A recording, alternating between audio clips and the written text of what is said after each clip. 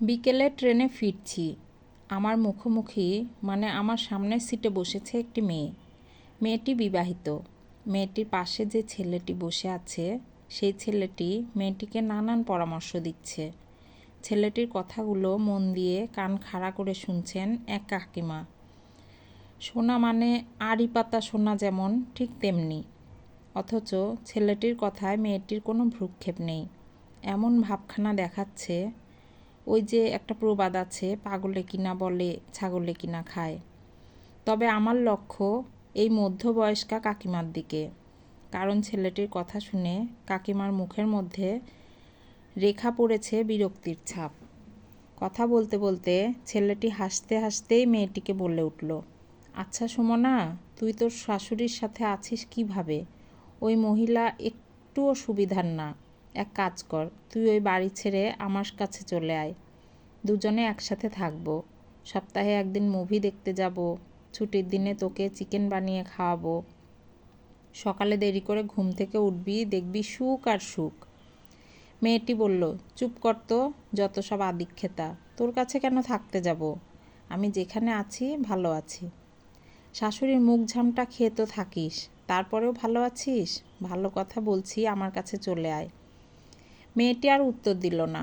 মোবাইলে কী সব দেখেই চলেছে তখন। এবার মুখ খুলল কাকিমা। ছেলেটিকে বলে উঠল, এই যে ছেলে, অনেকক্ষণ ধরেই আমি শুনছি সব। তোমাকে দেখে তো ভদ্র সভ্য বলেই মনে হচ্ছিল। তুমি অন্যের বউকে ভাগানোর ধান্দায় আছো? তোমাদের জন্য জানো তো সংসার ভাঙে। আইবুড়ো মেয়ে কি তোমার কপালে জোটে না? আর তোমাকেও বলছি মেয়ে, স্বামীর ঘর ছেড়ে কোথাও যেও না।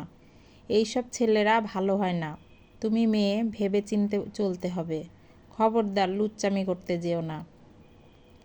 ছেলেটি হাসতে হাসতে বলল, এই রে কাকিমা, সব কথা শুনে নিলে কি হবে এখন? আমার উচিত হয়নি বৌদিকে এই কথাগুলো বলা। বৌদি, আই এম সরি। তোমার শাশুড়ির সাথে সংসারটা মন দিয়ে করো। শাশুড়িকে মায়ের মতো ভালোবেসো। বলেই ছেলেটি সিট ছেড়ে উঠে গেটের সামনে গিয়ে দাঁড়ালো।